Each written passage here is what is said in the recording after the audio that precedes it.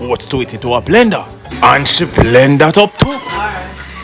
Coconut and oats mix was added to the cinnamon and boiling water. Take a tubs of plantain and she blend that up and throw it in the porridge too. Now the porridge did start to get thick. It was clear it couldn't manage the pot that she should throw it in a bigger one. She throw in more coconut milk. Now at this time I was starting to wonder, where is the peanut for the peanut porridge? And just as I was thinking that was the peanut start blend. Peanut mixture was added to the porridge. And Miss B slowly stir it up. Little dot. I don't know, me a big singer. Oh, the nutmeg was added and oh my god, that did smell so good. Tubs of salt, some vanilla, and it was just time for it to just bubble. She stirred some more. And honestly, I couldn't wait no longer. I was ready to taste the porridge. Aroma in my nose and I was starting to get hungry.